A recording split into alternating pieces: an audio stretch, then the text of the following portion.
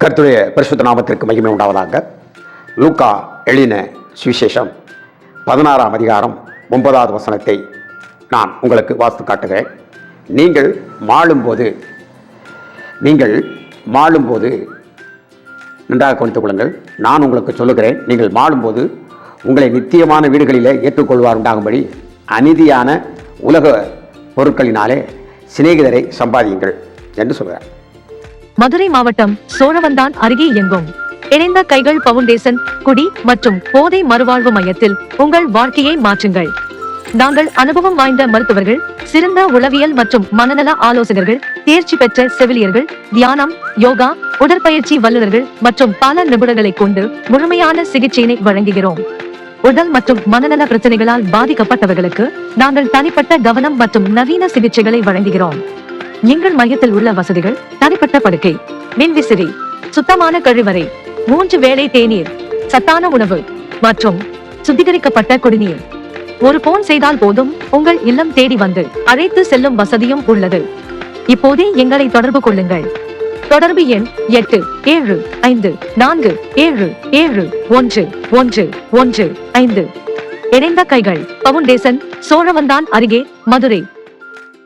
நீங்கள் மாளும்போது, அதாவது இந்த சரீரத்தை விட்டு இந்த உள்ளான மனிதன் வெளியேறுகிற பொழுது, அதாவது ஜீவித்து போகிற பொழுது, செத்து போகிற பொழுது என்று சொல்லுவோமா அல்லவா? வாடகை வீட்டை காலு பண்ணினால் இன்னொரு வீடு நமக்கு இருக்க வேண்டும். மறுபடியும் நல்லா தெரிந்து கொள்ளுங்கள், வாடகை வீட்டை கால் பண்ணினால் இன்னொரு வீடு இருக்க வேண்டும்.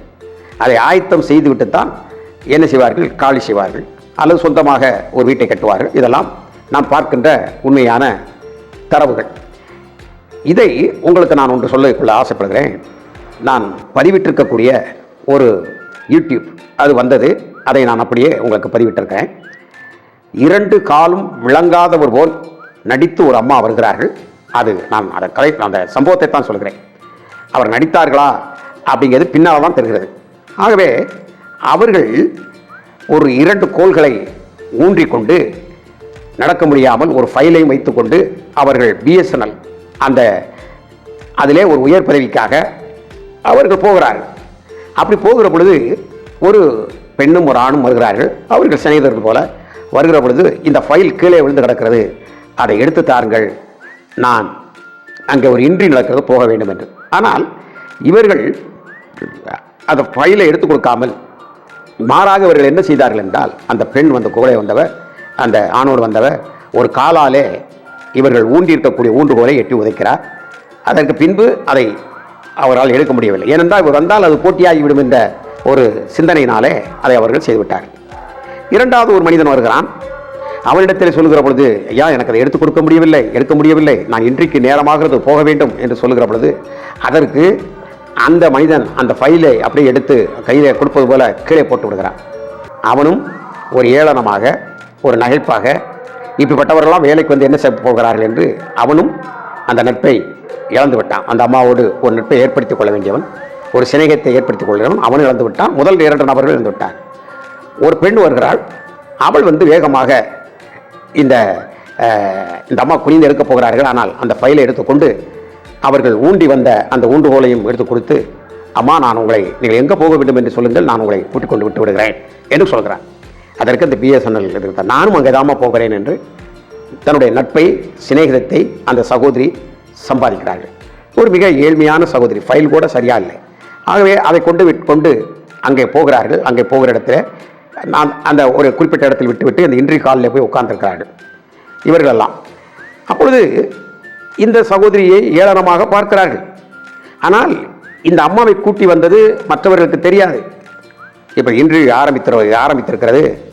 அப்போது பெல் அடித்து அங்கே ஒவ்வொருவராக அந்த இன்றைக்கு வந்த ஒரு சகோதரர் அப்படியே பார்க்கிறார்.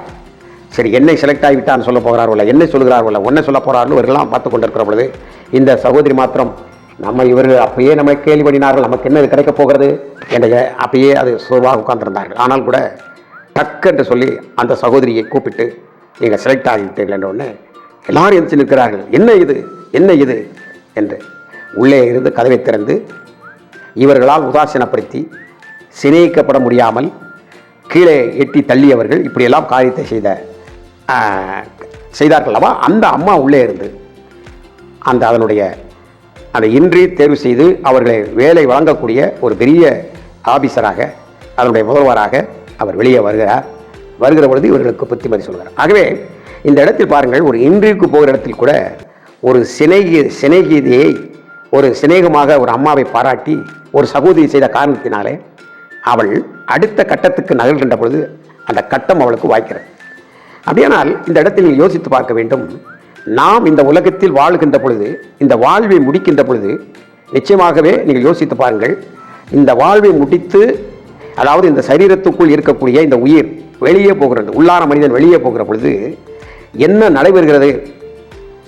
அது நித்திய வீட்டுக்கு செல்கிறதா, அல்லது இந்த வாடகை வீடு விட்டு செல்கிறோமே நித்திய வீட்டுக்கு போகிறோமா என்பதை உறுதி செய்து கொள்ள வேண்டும் என்று தேவன் மேலும் கீழும் சில ஆலோசனைகளை இந்த வேத பகுதியிலே அவர் சொல்கிறார். அதெல்லாம் உங்களுக்கு பின் சொல்லுகிறேன். இப்பொழுது நீங்கள் இந்த நிகழ்ச்சியை நீங்கள் நன்றாக கூர்ந்து கவனித்து பாருங்கள். அப்போ இந்த இடத்தில் நாம் என்ன பார்க்கிறோம் என்றால், வாழும்போது ஒரு ராஜா அவர் சொன்னார், இந்த என்னுடைய ஆள்கைக்குள் இருக்கக்கூடிய என்னுடைய நாட்டிலே முட்டாளாக இருக்க வேண்டும். பெரிய முட்டாள் யார் என்பதை, பெரிய கோமாளியாக இருக்க வேண்டும், அப்படிப்பட்ட ஒரு மனிதனை எனக்கு முன்னாலே கொண்டு வர வேண்டும் என்று ஆசைப்பட்டார். அந்த காலத்தில் இப்படியெல்லாம் ராஜாக்கள் ஆண்டிருக்கான மக்களாட்சியில் அல்லவா, என்ன நினைத்தாலும் அந்த ராஜாக்கள் நினைப்பதை செய்வார்கள். அப்படி சொன்ன பொழுது அதுபோல இந்த மந்திரி எல்லாரும் தேடி பிடித்து ஒருவனை கூட்டிக் கொண்டு வந்தார்கள். இவன் தான் எல்லாத்திலும் மகா மோசமான ஒரு முட்டாள் என்று அந்த தேர்வு வைக்கிற பொழுது அவன் தான் பெரிய முட்டாளாக காணப்பட்டான். பல பேர்கள் அதிலே வந்தாலும் கூட அவனிடத்திலே ஒரு கோல் கொடுத்தார். இதை உனக்கு, நீதான் முட்டாள்களினுடைய சங்கத்துக்கு எல்லாத்துக்கும் தலைவன், நீ இருப்பதிலே பெரிய முட்டாள், ஆகவே இது உனக்கு இந்த கோலை நான் பரிசாக தருகிறேன் என்று சொன்னார். எப்படிலாம் இருக்கிறது பாருங்கள், ஒரு கதை வடிவத்தில் இருந்தாலும் எந்த அளவுக்கு உண்மை என்று பாருங்கள். ஆகவே சில காலங்கள், சில வருடங்கள் உருண்டோடின. அப்பொழுது ராஜா மரிக்கக்கூடிய ஒரு தருவாயில் அவர் இருக்கிறார். அப்படி மரிக்கக்கூடிய தருவாயில் இருக்கிற பொழுது எல்லோரும் அவரை பக்கத்து நாட்டு இளவரசர்கள் இவர்களெல்லாம் பார்த்து செல்கிறார்கள். அப்படி பார்த்து செல்கிற பொழுது இவனும் வருகிறான், நான் ராஜாவை பார்க்க வேண்டும் என்று வருகிறான். யாரு? இந்த பெரிய முட்டாள். அப்பொழுது நீங்கள் ஒரு பரிசு கொடுத்தீர்களவா, அவர் வருகிறார், வர சொல் என்று சொல்கிற பொழுது அவன் வந்தான். வந்த பொழுது ராஜாவை வணங்கினான். ராஜா, நான் உன்னை முட்டாள் என்று பட்டம் கொடுத்தேன் அல்லவா, எப்படி இருக்கிறாய் என்று விசாரித்தார். இல்லை, நீங்கள் எனக்கு கொடுத்த இந்த கோலை, எனக்கு பரிசாக கொடுத்த இந்த கோலை நான் உங்களுக்கு தருகிறேன் என்று கொடுத்தான். ஏனென்றால் உங்களைப் போல ஒரு முட்டாள் நம்முடைய ஆட்சிக்குள் இல்லை என்பதை நீங்கள் அறிந்து கொள்ளுங்கள், இதை வைத்துக் கொள்ளுங்கள் என்றான். அவன் கோபத்தோடும் ஏன் இப்படி சொல்கிறாய் என்று மந்திரிகள் எல்லாம் கேட்கிற பொழுது ராஜாவுடைய காது கேட்க அவர் முன்னாலே நின்று சொன்னான், ஒரு நாள் அடுத்து நான் என்ன செய்வதென்று அறியாத இருக்கிறவனை என்னை பார்த்து முட்டாள் என்று நீங்கள் பட்டம் கொடுத்தீர்கள். ஆனால் ராஜா ஒரு வாரம் தனக்கு திருமணம் செய்து கொடுத்த மாமனார் வீட்டுக்கு சென்றால் கூட அங்கே குதிரைப்படை, யானைப்படை, இப்படி பலவிதமான பாதுகாப்பாளர்கள் அங்கே முன்னாலே நிறுத்தப்பட்டு ராஜா எங்கே தங்குவார், எதை குடிப்பார், என்னெல்லாம் செய்வார் என்பதை முன் ஏற்பாடு செய்து அங்கே நீங்கள் அதற்குரிய காரியத்தை செய்வீர்கள். எல்லா விஷயங்களிலும் நீ செய்வீர்கள். ராஜா வருகிறார் என்றால் ராஜா என்னென்ன காரியங்கள் அவருக்கு செய்யப்பட்டிருக்கிறது என்று சொல்வார்கள். ஆனால் இப்போது நான் ராஜாவிடத்தில் ஒரு கேள்வி கேட்கிறேன் என்று சொல்லி, ராஜாவே நீங்கள் மரித்த பின்பு எங்கே போவீர்கள் என்று கேட்டான். அதற்கு சொன்னார், அது தெரியாமல் தானே நான் கெதி இலங்கி போய் என் உயிர் ஊசலாடிக்கிட்டு பின்னி பிணைந்து, ஐயோ அந்த வேதனை என்னால் தாங்க முடியலையே அப்படின்னு சொல்லி அவர் புலம்பினார். இந்தாங்கள் வைத்துக் கொள்ளுங்கள், இந்த காரியங்களெல்லாம் அவர் சொல்லிவிட்டு அவன் இதை வைத்துக் கொள்ளுங்கள், நீங்கள்லாம் பெரிய முட்டாள். அடுத்து நீங்கள் திரும்பாத இடத்திற்கு வரப்போகிறீர்கள் என்றால் திரும்புகின்ற இடத்திற்கே வரப்போகிறவர் எவ்வளோ ஆயத்தோடத்தோடு நீங்கள் செல்கிறீர்கள் என்று சொல்ல வேண்டும். அப்படி இருக்க ஒரு திரும்பாத இடத்திற்கு வரப்போகிற நீர் எவ்வளவு ஒரு ஆயத்தமாக சென்றிருக்க வேண்டும். அப்படி செல்வதே என்னவென்றே தெரியாமல் ஒரு ஆயத்தம் இல்லாமல் போகிறபடினாலே உங்களுக்கு இந்த முட்டாள் பரிசை நான் வழங்குகிறேன் என்று சொல்லி அவர் கொடுத்து விட்டான். எவ்வளவு சரியாக இருக்கிற பாருங்கள். நம்முடைய தமிழ்நாட்டிலே ஒரு சிறப்பான வள்ளல் என்று வழங்கப்பட்ட NS கிருஷ்ணன், நாகர்கோவிலை சேர்ந்தவர், கலைஞானி என்றெல்லாம் பட்டம் பெற்றவர். அப்படிப்பட்டதான கலைவாணர் என்று சொல்லி குற்றாலத்தில் கூட அவர் பேரில் ஒரு பெரிய திரையரங்கம் இருந்தது. இப்பொழுது அது சில கிறிஸ்தவ கூட்டங்கள் மற்றும் கல்யாணங்கள் இது நடப்பதற்கு அந்த குற்றால அந்த மலை மீது அது வைக்கப்பட்டிருந்தது. அந்த பெரிய கலைவாணர் என்ற திரையரங்கம் இருக்கிறது. அவர் ஒரு பெரிய வள்ளல் என்று யாராலாமோ பாராட்டி கொண்டிருக்கிறார். இல்லை, NS கிருஷ்ணன் ஒரு பெரிய வள்ளல். ஆனால் அவர் எல்லாரையும் சிரிக்க வைத்தார். எல்லாரையும் பேசுகிற பொழுது கூட அவரை குறித்து ஒரு ஆய்வு சொல்கிறார்கள். அது எந்த அளவுக்கு உண்மையோ, ஆனால் நீங்கள் அறிந்து கொள்ள வேண்டும். அவர் மரிக்கின்ற பொழுது அவர் கேட்டாராம், நான் ஒரு பெரிய இருளுக்குள் போவது போல எனக்கு திகைப்பாக இருக்கிறது, ஒரு டார்ச் லைட் கொடுங்கள் என்று கேட்டதாக ஒரு பதிவிலே நான் பார்த்திருக்கேன். அப்படியானால் பிரியமானவர்களே, மரணத்திற்கு பின்பு நம்முடைய வாழ்வு எதை நோக்கி செல்கிறது என்பதை இங்கே நமக்கு எடுத்து காட்டுகிறது. பரிசுத்த வேதாமம் தான் நமக்கு மிக தெளிவாக சொல்கிறது. நீங்கள் வாழும் போது உங்களை நித்திய வீட்டில் ஏற்றுக்கொள்ளார், நிலையான வீட்டில், உங்களுக்கு ஒரு சொந்த வீடு கட்டியிருக்கக்கூடிய வீட்டில் ஏற்றுக்கொள்வார் உண்டாகும்படி இந்த அழிந்து போகின்ற இந்த பொன் பொருள்களினால் நீங்கள் சிநேகிதர்களை சம்பாதியுங்கள் என்று சொல்லி அங்கே தகவல் கொடுக்கிறார் ஆண்டவர். இந்த இடத்தை நாம் ஆராய்ந்து பார்க்கிற பொழுது ஒரு அருமையான ஒரு காரியம் நமக்கு விளங்குகிறது. நான் என்ன ஆயத்தத்தோடு, அதாவது கர்த்தர் சொல்லுகிற அந்த ஆயத்தம் என்னவென்றால், இந்த சிறியவரில் ஒருவருக்கு எந்த நன்மைகளை செய்கிறீர்களோ அதை இந்த பரலோகத்தை உண்டு பண்ணியவர் அங்கே நமக்கு நித்திய ஜீவனையும் நித்திய வீடையும் கட்டி வைத்திருக்கிறவர் சொல்லுகிறார். அதை நீங்கள் சுதந்திரித்துக் கொள்ளத்தக்கதாக இந்த உலகத்திலே நீங்கள் சிறியவர்களுக்கு, எளியவர்களுக்கு அல்லது மற்றவர்களை நீங்கள் சிநேகிதர்களாக ஆக்கி கொள்கிற பொழுது அவர்களுடைய தூதர்கள் அனுதினமும் என்னுடைய பிதாவை தரிசித்துக் கொண்டிருக்க அப்படினால் அவர்கள் சொல்வார்கள், நீர் எனக்கு கொடுத்திருக்க பொறுப்பின்படி இந்த மனிதருக்கு, இந்த மனுஷிக்கு இந்த உதவிகளை இந்த மனிதர் இந்த மனுஷி செய்தால் ஆகவே அதை நம்முடைய கணக்கில் வைத்துக் கொள்ளும் என்று சொல்லி நமக்கு அங்கே நித்திய வீடு நமக்கு சொந்தமாக்கப்பட்டிருக்கிறது. தேவன் ஆயத்தப்படுத்தி வைத்திருக்கக்கூடிய நித்திய வீடு சொந்தமாக்கப்பட்டிருக்கிறது.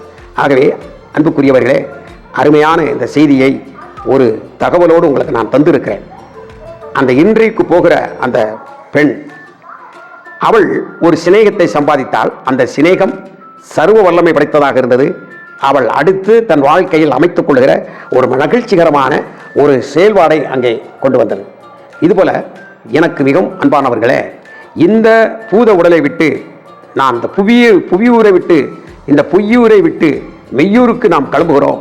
அங்கே நம்ம ஏற்றுக்கொள்ளக்கூடிய அளவிற்கு இந்த புவியூரிலே தான தர்மங்கள் இன்னும் நம்மளால் இயன்றவைகள், நம்முடைய புத்திக்கும் யோசனைக்கும் நம்ம கையிலே கடவுள் கொடுத்திருக்கக்கூடிய அந்த தாளந்துகளின் மூலமாக மற்றவர்களுக்கு உதவி செய்வோம். ஆகவே வாழும் போது இந்த சரீரமாக இந்த வாடகை வீட்டை விட்டுவிட்டு இவ்வுலகத்தை விட்டுவிட்டு நாம் செல்லுகிற பொழுது ஒரு நித்திய வீட்டிலே நாம் இருக்க போகிறோம்.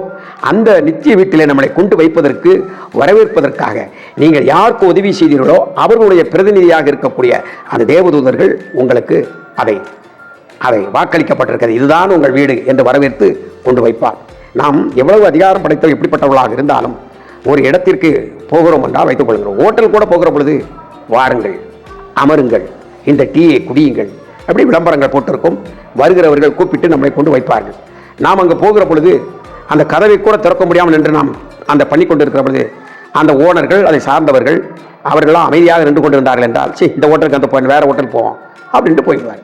அப்போ வரவேற்கக்கூடிய அளவிற்கு பரலோகம் வரவேற்கக்கூடிய இடம், பரதேசி நீங்கள் போய் இழப்பாறக்கூடிய இடம், உங்களுக்கு இருக்கக்கூடிய அந்த நித்திய இடத்திலே நித்திய ஜீவனோடு ஒரு மரணமில்லா பெருவாழ்க்கை வாழக்கூடிய அந்த இடத்திற்கு செல்லக்கூடிய நீங்கள் இங்கே எப்படி ஆயத்தமாகிறீர்கள் என்பதைத்தான் இங்கே கர்த்தர் மிக அழகாக சொல்லியிருக்கிறார். மேலே ஒரு உக்ரானக்காரனை குறித்து சொல்வார், தொடர்ந்து அதுக்கு பின்னாலே வருகிற நிகழ்வை சொல்வார். அதை நான் பின்பு சொல்லுகிறேன். இந்த வீடியோ உள்ள நிகழ்ச்சியை நீங்கள் பாருங்கள். ஆகவே நீங்கள் எவ்வளவு சொத்து சுகங்களை சேர்த்து வைத்தாலும், மற்றவர்கள் மத்தியில் எவ்வளவு பகட்டாக நீங்கள் வாழ்ந்தாலும், உங்களுடைய அடுத்த கடந்து செல்கிற அந்த உங்களை ஏற்றுக்கொள்வார் உண்டாகத்தக்கதாக நீங்கள் இந்த பூமியிலே சிநேகிதர்களை சம்பாதித்து வைத்துக் கொள்ளுங்கள். இவையெல்லாம் அழிந்து போகிற பொருட்கள். அந்த சகோதரி அந்த இடத்துல பாருங்கள், செய்த அந்த உதவியானது ஒரு அழியாமையை நமக்கு தந்தது.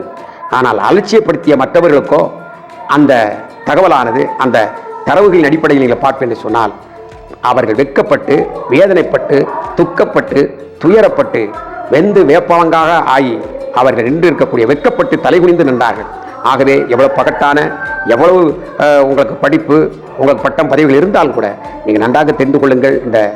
இந்த வார்த்தைகளை கவனமாக கேளுங்கள். எல்லோருக்கும் ஒரு மாண்டு போகிற ஒரு சூழ்நிலை வரும்.